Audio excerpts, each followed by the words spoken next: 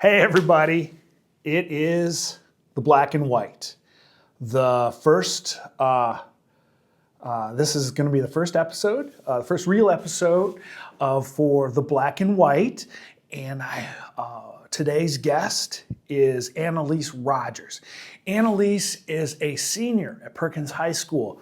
I've got to know her over the last few years. Actually, my first encounter with Annaliese was when she was an 8th grader, I believe, at Briar Middle School. Annaliese had been a finalist in the Power of the Pen writing competition. And I remember reading her prose going, holy smokes, this girl can write. And she is an amazing kid, amazing student, amazing young woman. She'll talk today about where she's going after she graduates from Perkins High here in a few weeks, and what she hopes to do with her life. And certainly, obviously, we're going to be talking books. She's got an interesting book that she's going to talk about with us today. And we're going to find out how she likes to read, why she likes to read. So anyways, hope you enjoy the show, and talk to you later. Thank you. Annaliese Rogers. Hi. Welcome to the Black and White. It's a new you. podcast. We're kind of talking about you, about pirates, about the Perkins community. Yes. We're also talking about reading. So let's get started. Who Annaliese Rogers, who are you? Well, I'm a senior here at Perkins High School. I've been involved in the marching band for 4 years. I do a lot of things musically, with concert band, pit orchestra, pep band for a year, jazz band, things like that. I'm also a dancer at the Fremont Ballet School. That's completely outside of school, so I've been dancing there since 6th grade. And I've had various roles in like classical ballets and some more contemporary. I'm also in NHS, Triumph Music Honor Society, some things like that. Wow. And in the band, you play the clarinet, right? Yes, that's correct. Okay. You got it. Talk to me about music, your love of music, and that. Well, yeah, I started band in 5th grade, and so Mr. Z, he always brings the high schoolers to the littler kids so we can choose what instrument we wanted to play, and I thought I was going to be a percussionist. I listened to that, and I was like, yeah, that sounds good. But they ended up having too many percussionists, so I got stuck with clarinet, and at first I was kind of disappointed, but I think now that actually was a good instrument for me. I was able to meet some great friends and also grow musically. I've been able to grow my artistry a little bit as a musician as well, and I think that's translated into my dancing as well. I'm able to hear things musically that others might not, time signatures, emotions, things like that. So I think that's how that's helped me grow some. Okay, and dance. You've been a long time dancer. Is there a particular style of dance that you like? Ballet, modern? Probably ballet would be my favorite. That one has been kind of my foundation for a while now, so I think that's where my favorite comes from. Okay, cool. So you're graduating from high school here in just Yes. a little, 6 weeks? Just about. What are you going to do after that? I'm planning to go to Slippery Rock University to double major in dance and early childhood education. Wow, okay. So how did you discover Slippery Rock? Well, I knew that the dance double major was going to be my priority for finding schools because I wanted a strong program. So we found that there aren't a ton of schools in Ohio that have a strong dance program, at least not with a ballet foundation. So we started looking into some schools in the states around Ohio to find the best place, and we saw that they have a lot in the Pennsylvania and the New York area. So we kind of narrowed down the list, me and my parents, and we found that Slippery Rock had one of the strongest programs, had strongest ballet, had good numbers, things like that. So I went on a visit, and I knew that that was the place. Good, good. So, what do you want to do when you grow up? What do you want to be? I want to dance professionally for a little bit, but I also want to incorporate the teaching aspect into that. So there's a lot of companies out there where you can have a day job, but then you go and practice and rehearse at night. So I'm planning to maybe do something like that. And with that, do some outreach maybe with some elementary schools, kind of bringing the arts to them, things like that.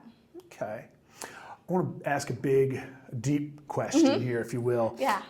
What, in the world of all things, what matters most to you? I would say, along with what I've been talking about, I'm kind of becoming more of an advocate for the arts. I've seen that people don't understand dance and don't understand music and even physical art and things like that. So I found that it's really important to educate people on that and help them to understand that what we do is more than just movement or sound. It has a meaning behind it, and it has emotion to it, and there's a purpose to it. And so I've been really trying to help people to understand that, I think, more. Okay, very good. It kind of gets into where we're going with this. And actually, I want to go back. I first learned of you as a student when you were an eighth grader. Yes. You won this contest. I don't know if you won it, but you were a finalist, statewide finalist in The Power of the Pen, I believe. Yes, I was. Talk about writing. That's something I love. Oh, yes. I've always loved creative writing. I don't like to do the informational writing as much, not that side. But the creative writing, I started in middle school, and I've done Power of the Pen, and I continue to do that in English classes. But I really like creative writing because it's just an outlet for me to kind of think of new scenarios and kind of just be creative in what I want to do. Okay, very good. So let's transition a little bit. You, the reason we're having this podcast is reading. I want to find out what people are reading. You're a reader. Mm-hmm. Yes, What is your favorite book? The Inheritance Games by Jennifer Lynn Barnes. Okay. Talk to me about The Inheritance Games. Yes, so this is kind of a mystery thriller where the main character, Avery, finds out that she's inherited this $1 million fortune from some man that she's never met before. And so she travels to his estate and meets 4 of his grandsons. And she realizes that she has to play a series of games, and she has some clues with those and things like that she has to kind of solve in order to actually gain the inheritance and the money that he's given her. Okay. What is it about the books that caught you? I think that I never knew it was coming. I would get to one point and think I knew it was going to happen, then I would flip the page and the exact opposite would happen. So it kind of always kept me on my toes and always thinking. Okay. So how did you discover this series of books? I was kind of in a reading slump. I wasn't finding anything that I liked, and my mom brought me a book home from the library, and it was The Inheritance Games, and I started it, and it ended up being really good. Okay. Have you read these multiple times at this point? Yes, I have. Twice, I think. Okay, that's always interesting. Actually, talk about that. When you read a book a second time, what do you find? Obviously, the first time it's all surprises. Second time? Yes, I think I knew what to expect more, but I was able to find some more symbolism and some more themes and just little things like that I didn't notice before that I was able to use to get a deeper understanding of the book. Okay. And you mentioned themes. What are the themes here that touch your strike a nerve with you? Definitely courage, because Avery is thrust into this new environment and new world, and she has to kind of confidently and bravely go into that, not knowing what's coming next. And I would also say independence. That's something I'm learning, having to get ready to go to college, how you can have help from others, but it's good to remember that you can do things too. And Avery has to do that a lot as she goes through the book and be very self-reliant while still feeling vulnerable enough to ask for some help sometimes. So those were 2 that stuck out, I think. How about the prose? What is there? The prose strike you in any way? The way that she writes the books? Is there... Yeah, it's very vivid. She uses a lot of imagery throughout the book to kind of convey feelings, motions, settings, things like that. So I think that was one of the things that stuck out to me. She also really develops the characters well. Some authors, I think, tend to really describe the character at the beginning, and there's not a lot of development as far as that goes. But Jennifer Lynn Barnes, really starts out with a little bit of description, but then she slowly builds on that, so you have a really full picture of the character at the end. Sort of like we go through life. We meet people. Exactly. We get to meet them at first. We get to know them a little better, and a little better, and a little better. Awesome. Yeah. Have you recommended the book to anybody else? Yes, I recommended it to my grandma. She really likes thrillers and mysteries like that, and she read it, and she enjoyed them a lot. And I've also mentioned it to my friends as well, and some of them have read it too. Okay. Is there any other authors that jump out? Are your favorites? I would have to say the Percy Jackson series by Rick Riordan. Those ones are just very fun, and I've learned a lot about Greek and Roman mythology through reading those ones. Okay. So. Is there a book on your list that's coming up that you're looking forward to? I'm going to be reading one of the books in a series called Skyward by Brandon Sanderson, and it's about this planet humans crash landed on it, and they have to try and figure out a way to get out, basically. Okay, very cool. The next part of the podcast, I'd kind of like to just kind of get your thoughts on reading globally, reading a book. Why is it? Why do you read? Well, it's fun, first of all, to put it simply, but it's a really great outlet for my brain to think creatively, and I can use my imagination in a way to form pictures in my mind, and that's really enjoyable for me. And I also just love English in general, so getting to read words and kind of dissect what they're meaning and things like that is really interesting to me as well. Okay, and where do you like to read? Okay, I have two places I like to read. One is my room. I have these little twinkle lights that I turn on, and there's a good ambiance that comes with that. And then I also will sometimes drive to a park around, and I'll either read outside there, read in my car, depending on the weather. Those are... It is one of the joys of reading to me, is the portability of it. Are you one of those readers that have a book with you at all times, and you crack it open and I got some spare time? Very cool, very cool. Reading, and one of the things I like to describe reading as sort of like DNA. Every book, every style, everybody has a different. Some people like biography, some people like history. Some people read cookbooks. Yes. And they get, and I guess I can understand that. But what is it about reading that kind of it hits your soul? What? I find it so interesting that these people who write books have such a way with words, and I think that the lessons they teach really hit home sometimes, and so that's what keeps me coming back, is the things that I can learn from even a fiction story, a real story, depending on what I'm reading, but there's just something really meaningful about the words that are put down and the things that I can learn from them. Okay. And then someone who likes to write, does that, obviously, I'm thinking the authors have some impact on the way you write. Yeah, I think that I've picked up some little bit of style things from some of the authors that I like, and I've gotten inspiration from them with how they describe things or how they, show us a character. We always learn show, don't tell. So that's one of the things that I think through reading I've learned to really do well too. Okay. Now, it's scary, but I find that I think we're kind of a minority now.